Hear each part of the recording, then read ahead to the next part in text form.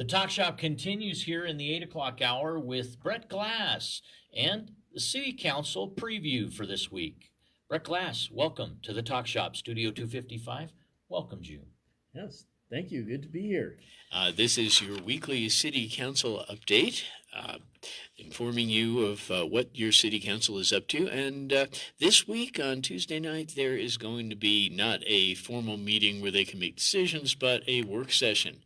However, the three topics are going to be of interest to Laramie residents, and you may want to tune in on YouTube or by Zoom if you want to possibly make a comment. To do that, go to cityoflaramie.org/agenda center. And there you will find the agenda for the City Council work session, and it will have the slides from the presentations. It will also have information on how you can comment. It will have a link that you can use to get on Zoom if you don't want to comment in person, or you can go there in person and comment. Certainly, the meeting is going to start at 6 p.m. And the three presentations that Council is going to receive are one on human trafficking, one on bias crimes, and one on mental health. The first presentation that they're going to receive has to do with human trafficking. And well, Laramie is on a major highway. We do actually see some traffic from people who are passing through who may be involved in human trafficking. And there's a presentation there which talks about just awareness of this. We of course, this is really an issue where we're mostly YDOT would get involved if anybody does. But it talks about the signs of human trafficking and when someone might want to report something that looks suspicious. So that's an interesting presentation. The slides are online. I'd be interested in hearing what they say when they actually are there in person. What else you got with city operations, Brett? Okay, well, the second one is the annual bias crime report. The city ordinances require that the police chief report to council once a year on the number and type of bias crimes that occur in Laramie. Ones that crimes that seem to be motivated by hate against a particular group. And well, the good news is, if you look through the report, which is online, there are very few. Laramie seems to be a very accepting and diverse community. But they do give you all the statistics and everything else. And really, this is just a report on what they found on crime, related to crimes that could be attributed to some form of bias. Do you have any data, to your knowledge, about the cost of these studies in the city and the effect on the budget? That's a good question. I don't think that that's in the report. I think that they just do this as a matter of course as they're doing their police work. But yeah, it would be interesting to bring that up at the meeting. They don't bring it up in their report. Okay. And third item. And the third item, it talks about the Albany Care Team Mental Health Response Program, which basically the origin of this is concerns that police were handling issues involving mental health as crimes, and perhaps as folks are well aware with the Robbie Ramirez case, possibly reacting incorrectly to such things. The presentation is by a group called Volunteers of America, and they do respond to mental health crises of various kinds. But if you look at the slides from their presentation, they go way beyond this. They talk about all sorts of other issues that they handle, ranging from domestic violence incidents. They even get involved in affordable housing. And so the presentation isn't just consistent with responses to mental health issues. They go off into other topics and talk about what they're doing in Albany County and in Wyoming in general. And so if folks are interested in seeing what's going on, again, it's worth looking at the slides and seeing if you want to comment during the meeting. On another slide, February 14th, the Talk Shop became aware of University of Wyoming Department of Housing and Residence Life may be closing Downey Hall as new university residence halls open, where formerly stood Weil Hall. That once existed along 15th Street and Willett Drive. Well, the Talk Shop asked, perhaps the University of Wyoming will reconsider closing this housing asset and its opportunities for up to 384 individuals, as Laramie's housing crisis is noted condition critical shortage, according to City of Laramie, city planning, city council leaders, and Wyoming legislative representatives. Junetta Downey Hall, named after Junetta Downey, was constructed in 1965 and is an 8-story building that houses up to 384 residents. In the interest of notifying City Council of this, the Talk Shop, myself, made comment during open public comment and inquired whether the City Council was aware of this, and if so, if not, could they please look into perhaps the relations of Albany County, Laramie County, Albany County's LCCC campus utilizing that housing, or Wyoming Technical Institute perhaps utilizing this space as well, versus alternatively closing and basically underutilizing this state asset and this community asset. The University of Wyoming is responsible as a footprint, is a land-grant institution not taxed and does not feed revenue into the city of Laramie, while there are many mutual benefits that go back and forth, having a university in town versus utilizing that revenue that most recently I recall Lewis Street being abated, an abated cityway, and that gave rise to expansion of the university campus. Looks that maybe Ivinson Street may see that type of abatement between 15th and 9th Street. Unknown to me for sure, but it's always a possibility on any adjacent corridors surrounding the university. They always looking to expand. Brett, any thoughts?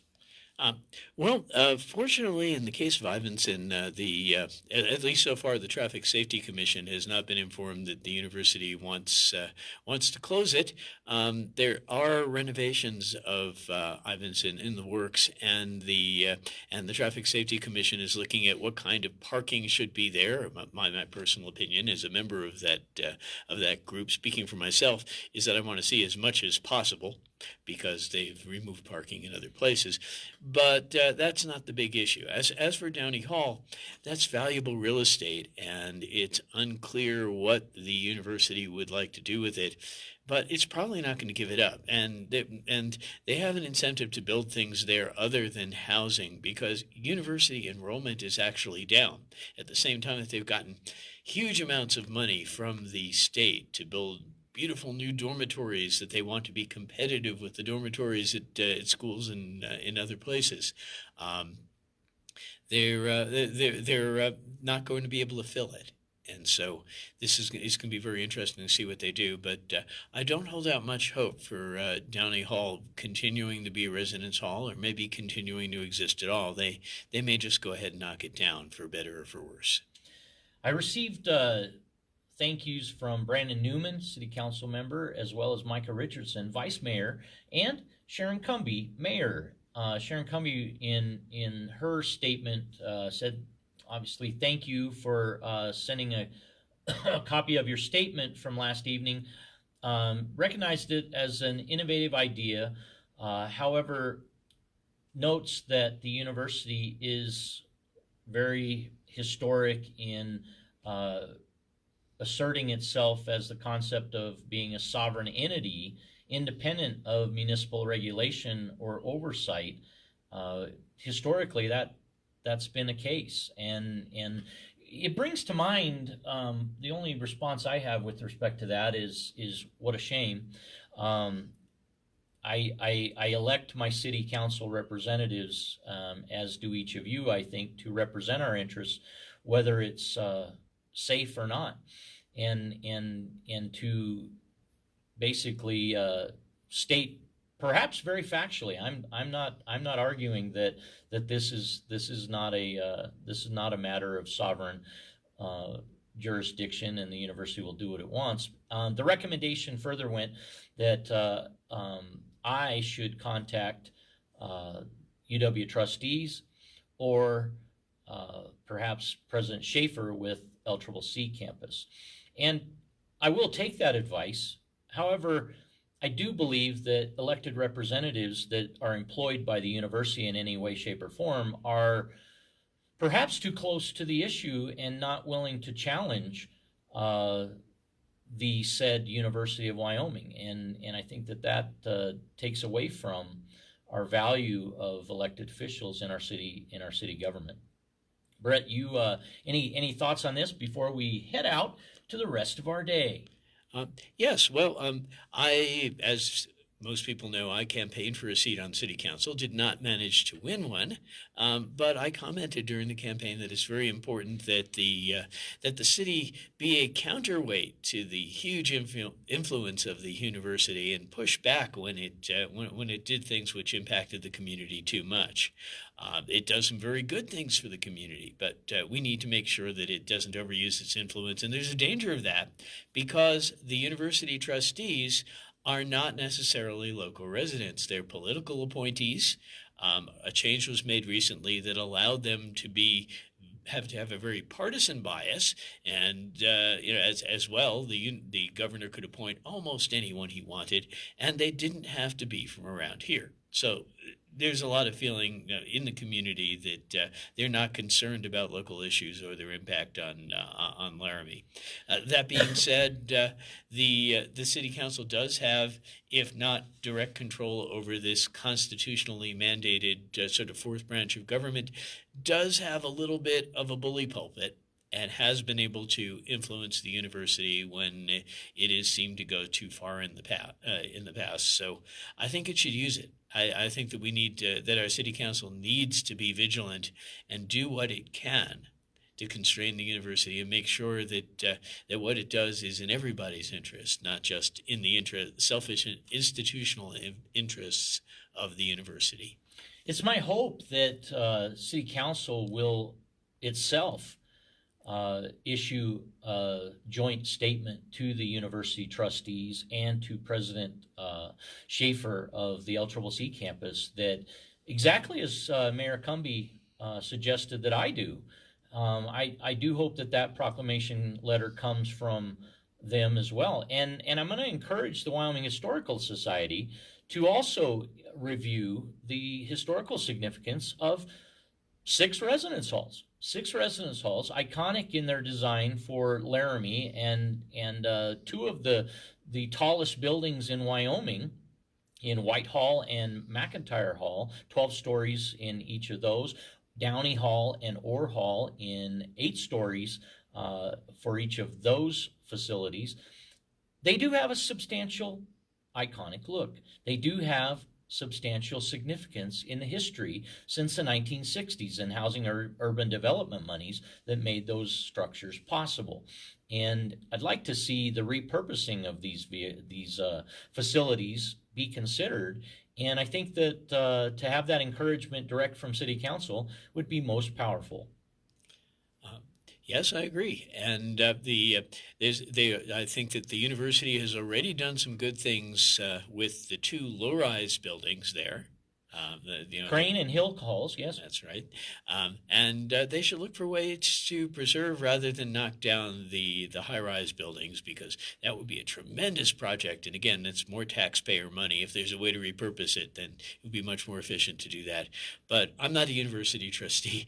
I can't make that call. I can only ask our council members to speak for the community. In the face of an immediate pending housing crisis, where a 2042 parking lease was looking to be abated in Landmark Square in historic downtown Laramie,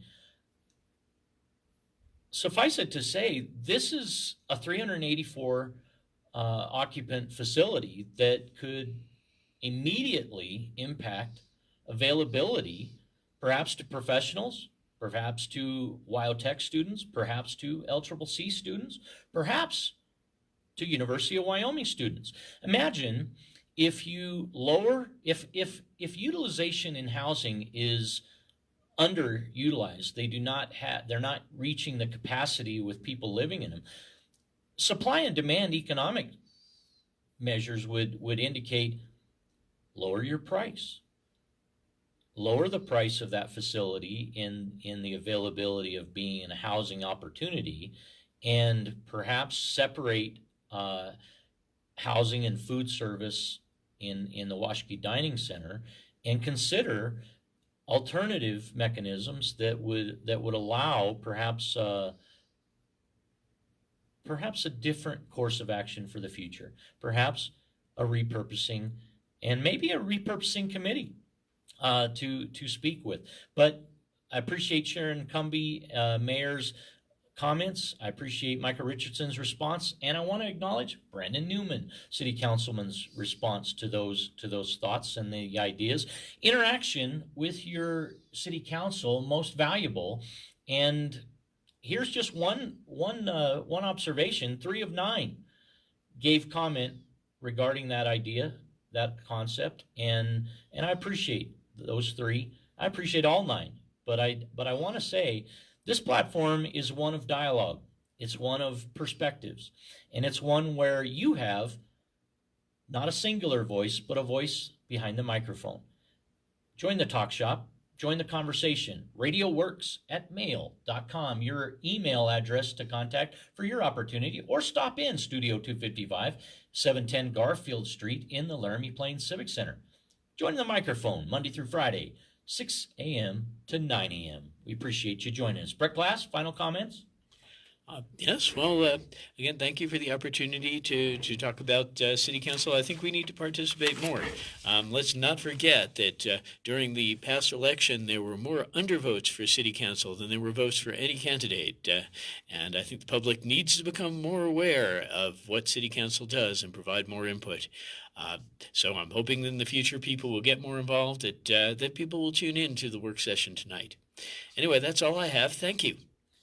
This segment on the Talk Shop brought to you by Chano's Village, the Benton Rusty, and Perkins Restaurant and Bakery, along with H&R Block, reminding you it's tax season.